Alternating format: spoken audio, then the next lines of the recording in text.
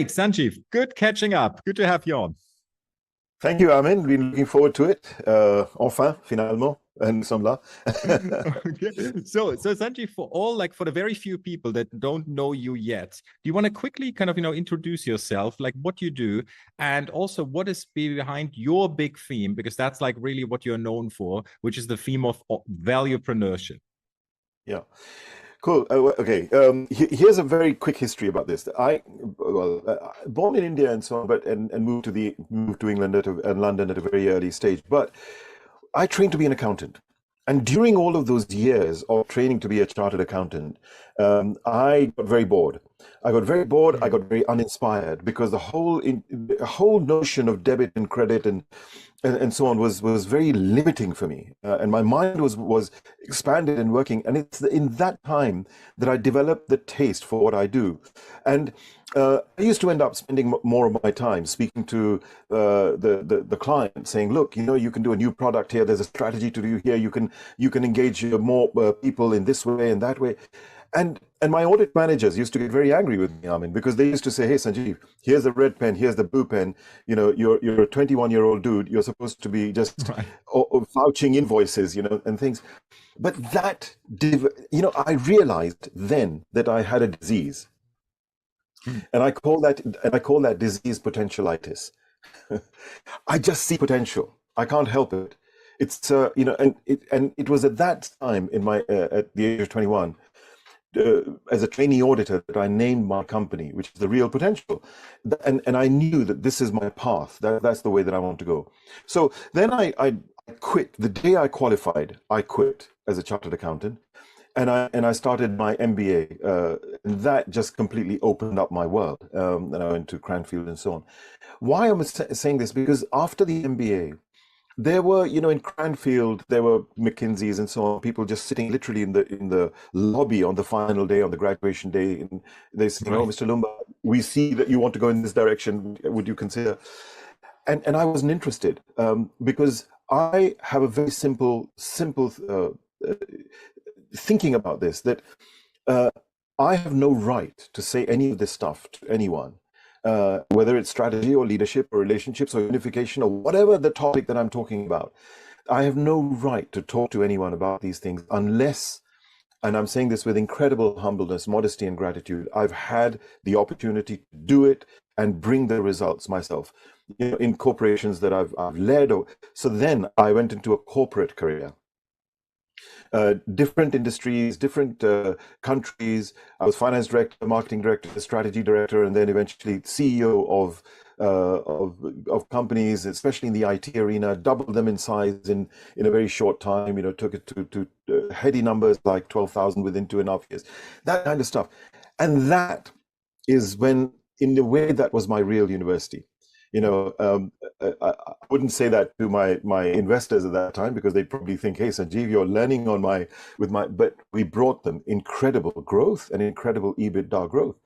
Now, all of those principles of valuepreneurship were developed at that time, which is essentially turning the business world at 180 degrees. We'll talk about that shortly.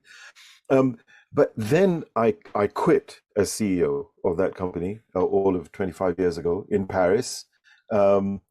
Successful, but decided that now I've got enough to do what I do. But I wanted to bring it out to a much wider business base, not just one company. Right. So that's when I started the Real Potential. And since then, I've been going around the world and doing programs on strategy, full strategy transformations, cultural transformations around valuepreneurship, leadership, unification of teams, collaboration, all of and building trust capital, what I call trust capital with your market. All of this stuff is going on. So, and it's all under the banner of valuepreneurship. And like so let's then put some meat to it. And so can you define it? Because I think like values and valuepreneurship, it seems to make a lot of sense, like if you just have, but like what's the real definition? Like how is it different than maybe what we used to do? Or how is it Yeah, and different from, just entrepreneurship that focus on entrepreneurship. value creation? Great, absolutely. And value creation is a very interesting term, because when you say value creation, you're creating value for your investors, for your shareholders. Unquestionably, it's my first responsibility as a business owner, and someone if I've been invested in, to create value for my shareholders. But that's not the value that I'm talking about. Let's say what it isn't. Value. Value is the most misunderstood word in the world today. We are either talking about value creation, fine, which I have no problem with. We also talk about added value, and this is not added value. Added value is a bribe, by the way. Added value, yeah. Well, added value is I'll give you a little bit more product, a little bit more service for no more money, so I can hook you. You take your car for a wash, for a service, and someone washes it for you. Yeah, that's added value. It's nice. I'm not saying it's bad. It's very attractive. But tomorrow, when the garage down the road, another garage, takes your car for a service, washes it, and also picks it up and delivers it, you switch like that, right?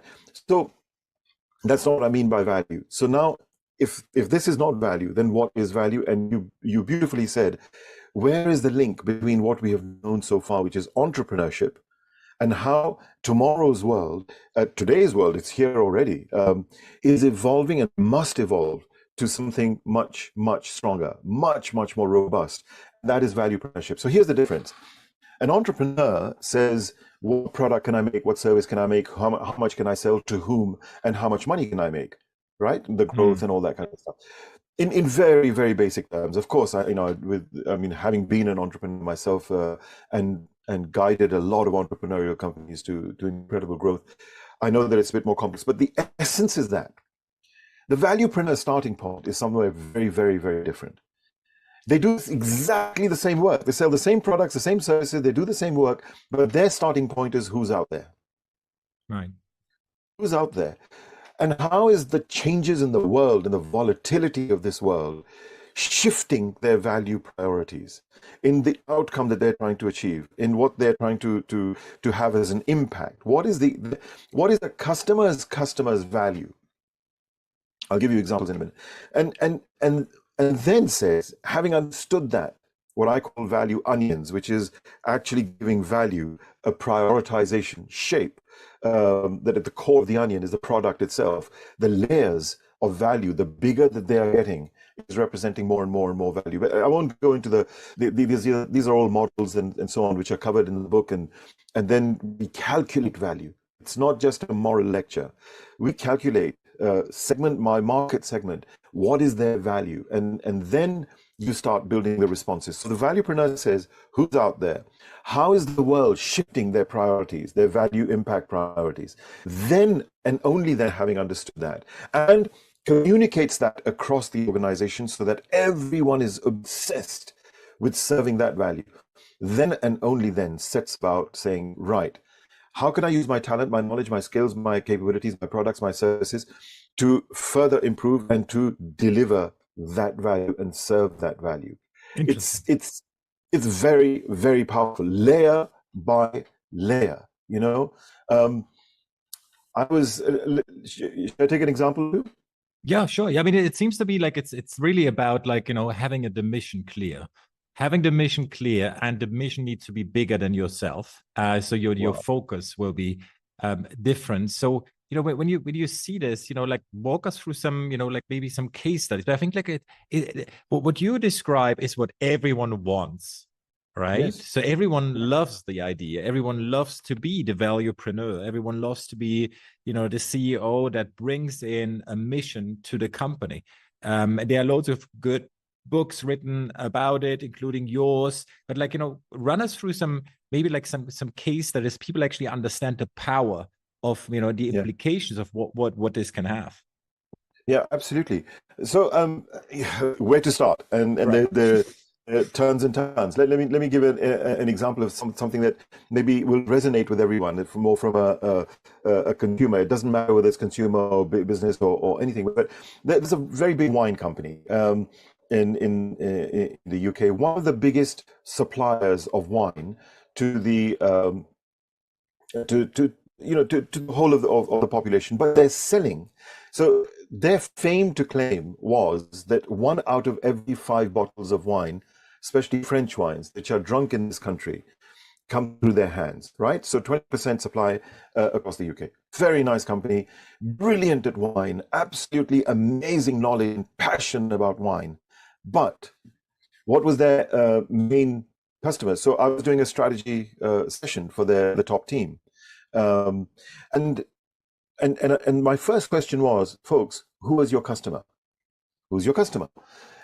And so they said, well, Sainsbury's and Tesco and Morrison's and so on. So they suddenly started naming, and I said, really? Aren't these your channels? Now look at the disparity here. First of all, they're looking at their customers. They have a passion for wine, but how do people buy wine, Tesco or Sainsbury's, the big supermarkets? You basically, if you're looking at some very special connoisseur friends are coming, you go to the top of the shelf. Right. You know, if my son's friends are coming around for a football match, something, I'll go more to the lower part of the shelf, and that's how you buy wine. It's through the supermarkets. So look at the disparity between the value of the market and the response that they're able to make. They had a lot better response that needed to be targeted to a better market. And I said, guys, this is not your customer. This is your channel. It's your route to your customer. Let's talk about the consumer, which is at the end. So that was a huge shift already in any way, that we went to the customer. Sometimes you might have 3 levels before you get to but your value or the impact that you are making is on the ultimate beneficiary of what you do. Of course, you have to look after Tesco and Sainsbury's like a customer, but that is our channel. So cut a long story short, I said, folks, what would it take for people to move from a £9 bottle to an £11 bottle? Simple question. And the answer was, you know what, Sanjeev, not much. I said, what would it do to your EBITDA? Bang! Suddenly the EBITDA goes through the roof. £9 to £11, it won't take much, your EBITDA goes through the roof. Now we started to really segment out our market. And I know segmentation is a very normal practice, but I'm talking about segmentation in a very different way. We didn't segment the market by saying, people who are by age group or by wealth, or none of that. That's for textbooks. My question was, why does anyone buy wine? This was a very different question. And then someone is saying, to show off. Someone is saying to gift. Someone is saying to collect. Someone is saying to as an investment. So someone is saying just to get a bit happy, with your or relax or chill out. And now we segmented the market from the why. We calculated their value onion segment by segment. Cut a long story short, it's all spreadsheeted, this stuff. These are, we get 2 answers. That what we found was that in one of the most important market segments, the biggest set of values, about 10 or 12 out of the 60 values, were all around, I would shift from £9 to £11 if I knew what was in the bottle. Interesting. And it makes so much sense. It's like, going back to first principles as well. It's going back to first principles. And we learn first principles, but when we come to running a business, we shifted the other way. Sorry to interrupt. Is that what we were saying? Yeah. Because priorities take over. Now, let's continue the story very quickly to its conclusion. If I knew what was in the bottle was the central theme. And when we looked at ourselves and our accomplishment, by this time I was a non-exec. They said, okay, Sanjeev, please join the board. We have to. That when we looked at those 9 or 10 values out of the 50 or 60, which were the outer layer of the value onion, in other words, the most high priorities that we had calculated, we then built a response strategy based on that. And you know what that was? I'm sharing with you, it became open knowledge after that. I won't name the company though. Wine in tube. So you can imagine that every month now, this was the strategy. Every month you're receiving a very nice casket of 5 or 6 test tubes. By the way, not like laboratory test tubes, crystal test tubes, very nice, 30 cl or whatever. Not even 30 cl, 25 cl. And then there's a link to on YouTube or whatever. And someone is telling you, hey, can you try number 2? And you see the note in that, and can you feel the leather and the cherries in that coming through? This will work like this, and this will work like that. And so what happened was that people start to engage And if I knew what in the bottle is the value that is being served, those people, if they want to show off to their friends who they're inviting, can talk about it more responsibly, more interestingly, engage the story that this wine comes from this vineyard, even show them a video of it or something, and get the tasting. So now you suddenly become a connoisseur, and that is your value. Or if you're doing it for investment purposes, that it's a different value, and you pre-order your cases on this membership. So you've already pre-sold 4 cases before you begin, and all people have to do is to select, yes, summer is coming up, so I'm going to go for this wine and that wine.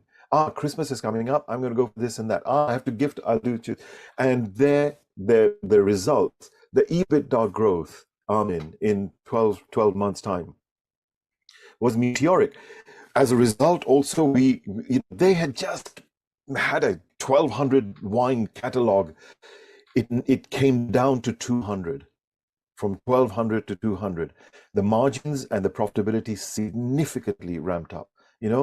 So what I'm saying in summary is, first engage with whose value, what's changing in the world. Are their tastes going organic? Are they going this way, that way? Are they more interested in buying wine from more responsible producers, etc., etc.?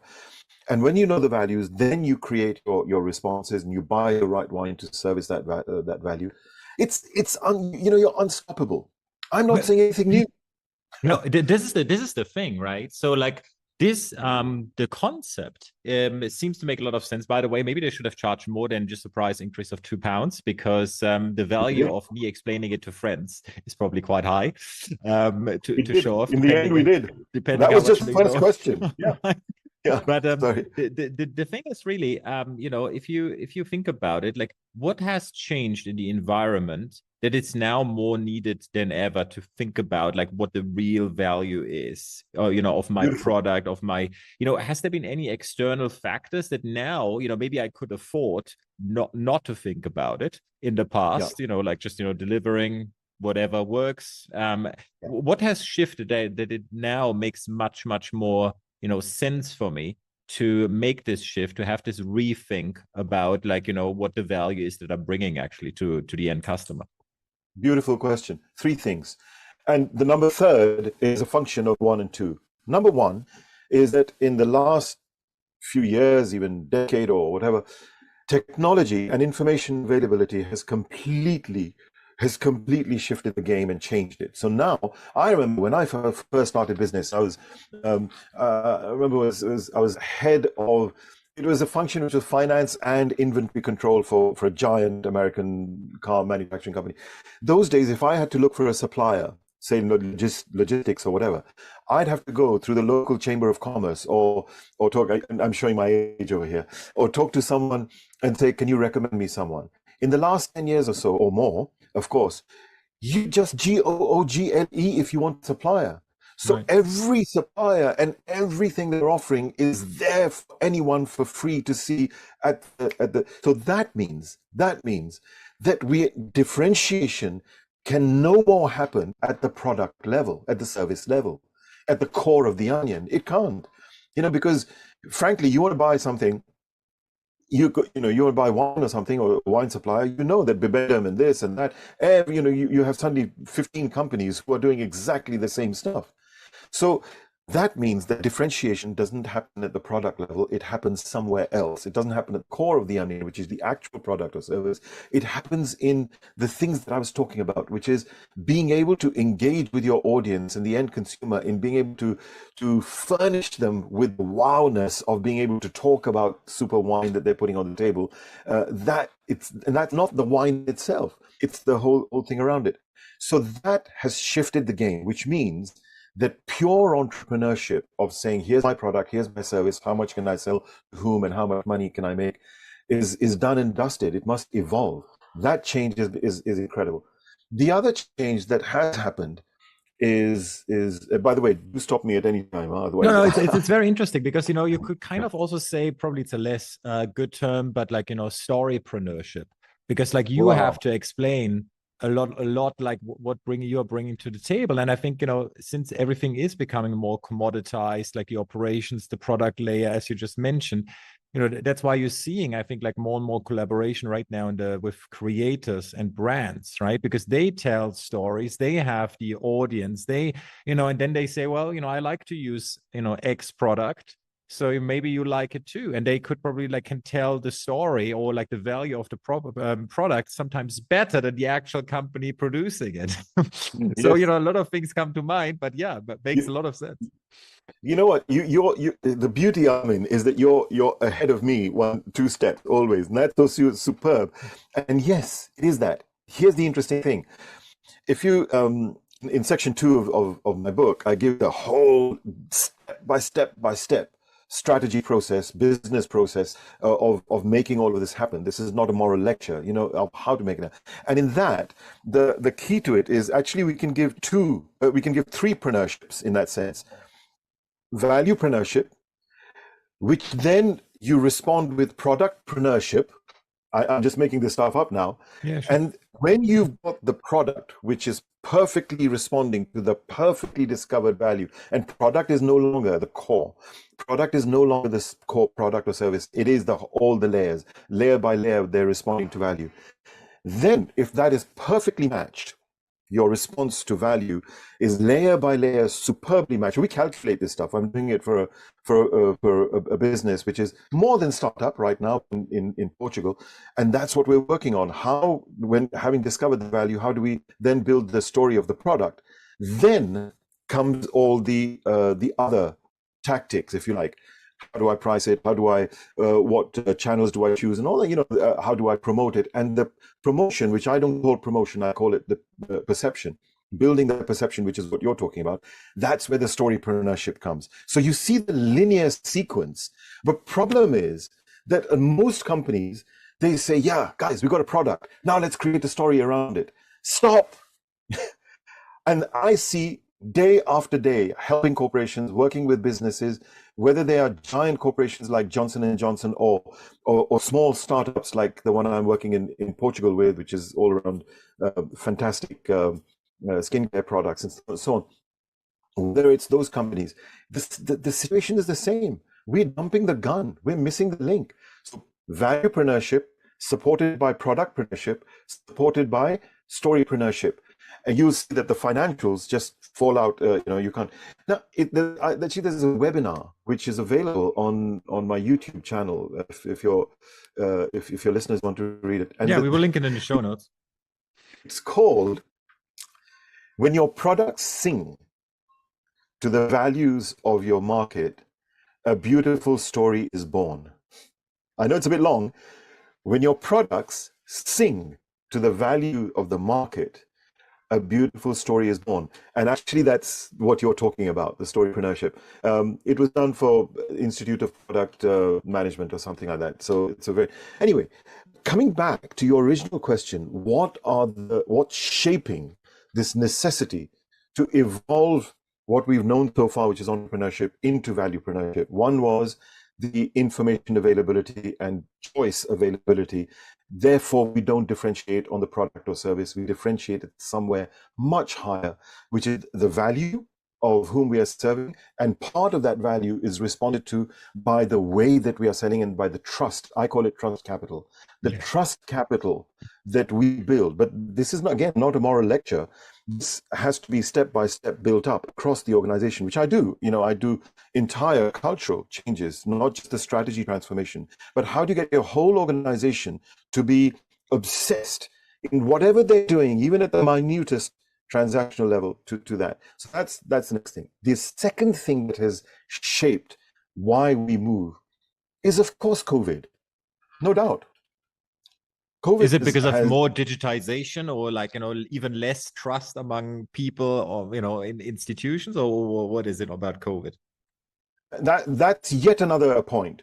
But I'll come back to that point. This is a very interesting thing, digitization, AI, and so on. It's an interesting discussion. I'll talk quickly about that. But here, what COVID did was, it forced people into the zone of saying that in this period, I'm only going to buy what represents value to me. Right. It forced sellers to search for that value. Right. I'll give you an example. And the outcome of it has been that people have become used to now not just buying products and services because they're available, because they're the latest, but they're reasoning it from emotional value. Example, I was doing a lot of work for leadership and strategy and so on for a huge hotel group. I mean, they're gigantic. They've got about 8 or 9 5-star hotels and the total 50 hotels, that kind of thing. Now, when COVID happened, suddenly, what do? You know, you're attacked, and you let go. And just give you one example. This is just one example amongst the thousands that well, at least hundreds that took place. But one of the hotels had super pastry chef. Cut a long story short, they started saying, okay, birthday parties are happening online, and you know, weddings are happening online and things.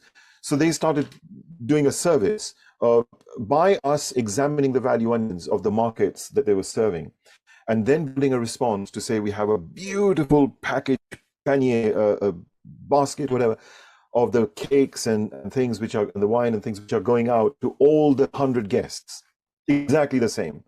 So that when you're sitting online and on Zoom and you're enjoying the party, you're all eating and tasting exactly the same food. And that business just blossomed and grew very, very fast. And I know that people will say, yeah, Sanjeev, what's new about that? Nothing's new about it. I'm not saying anything new. This is the beautiful thing.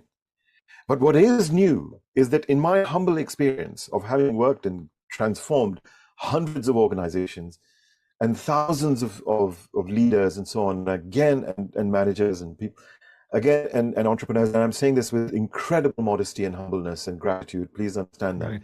I'm just sharing my experience. But what is new about it is that everyone knows that this is the right way. But now, with my methodology, with Valuepreneurship, with a step-by-step technique, you actually have the means to make it happen. People talk the talk, but they don't know. It's no one's fault, by the way.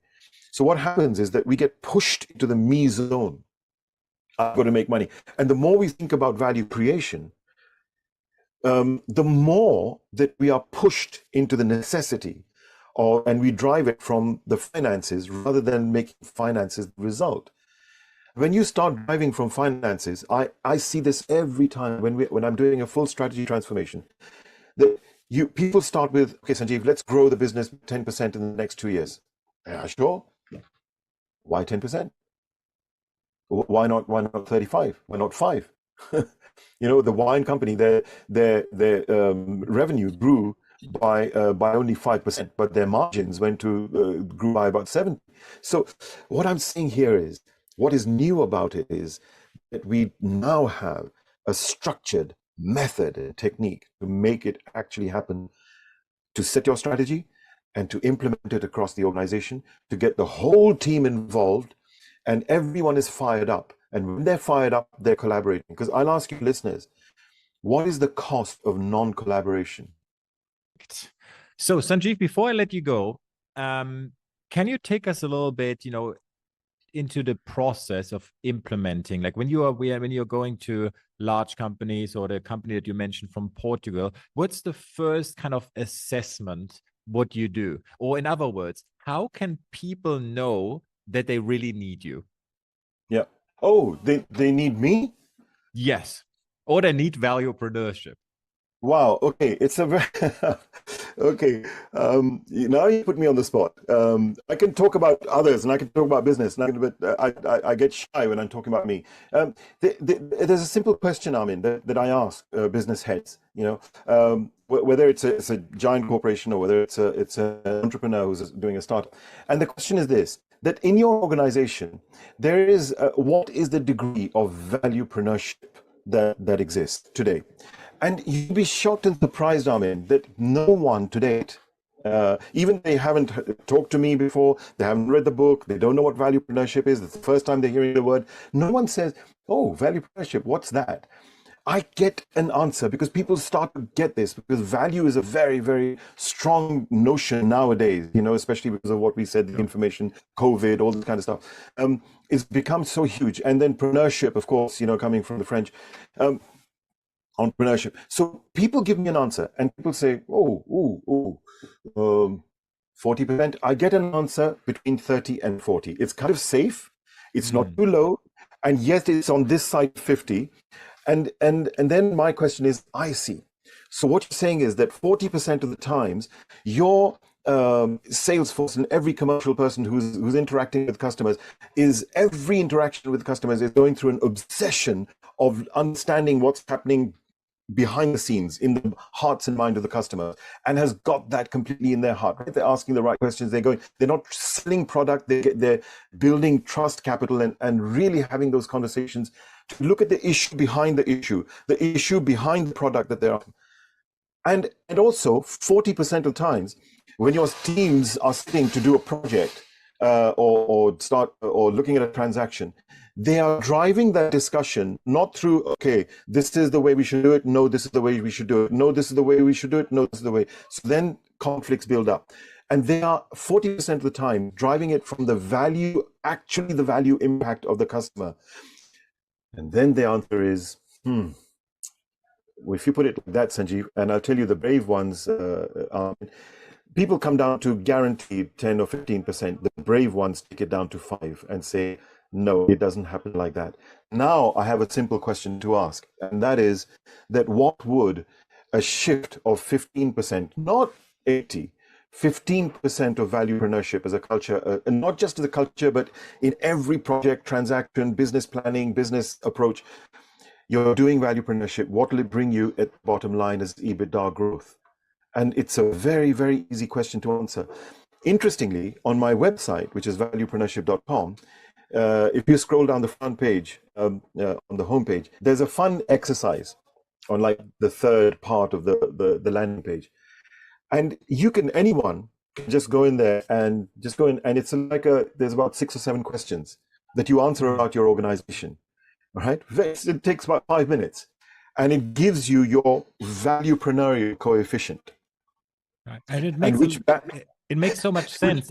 Sorry to cut you off. It makes so much sense because like if you also, right now, one of the biggest struggles is, okay, how to, integrate Gen Z, how to, really kind of, you have labor shortages. So all of these pretty much point to the same problem, which is, okay, you need people more engaged, you need valuepreneurs inside your company, not only from the top. 100%. 100%. How are we doing for time? Have I got 2-3 minutes to tell you a story on this? Yeah, for sure. So I was in Frankfurt just before COVID.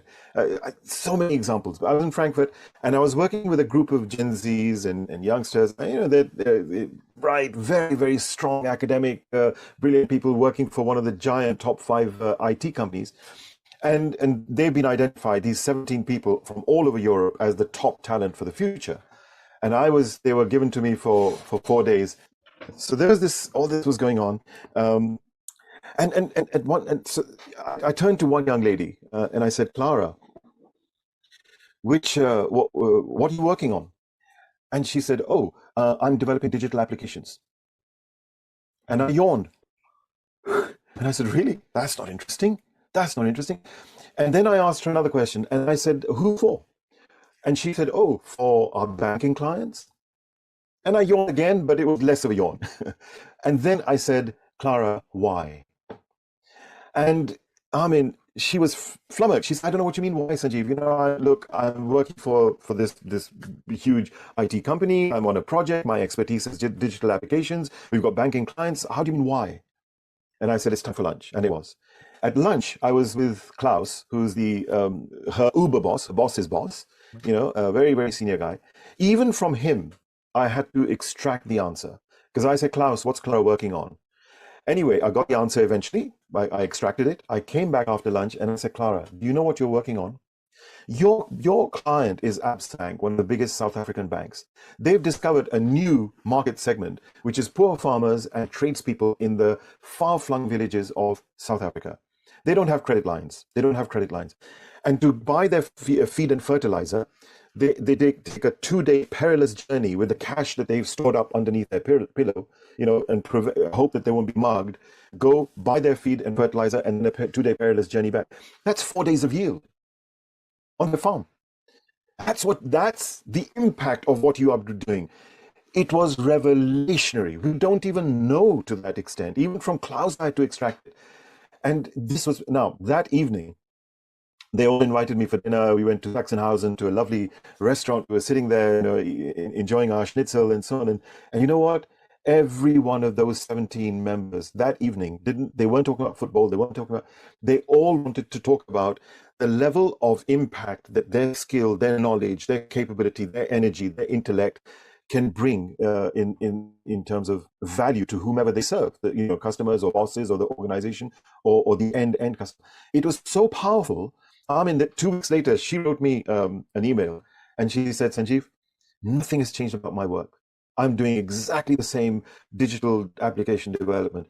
Everything has changed about my productivity, how I'm approaching it. I'm not tired in the morning thinking about what I'm doing, because when I'm putting my finger to the keyboard, it is digital applications, but my mind is constantly on how I can save 4 days of yield for those people and how I can make their life better. Her productivity is up.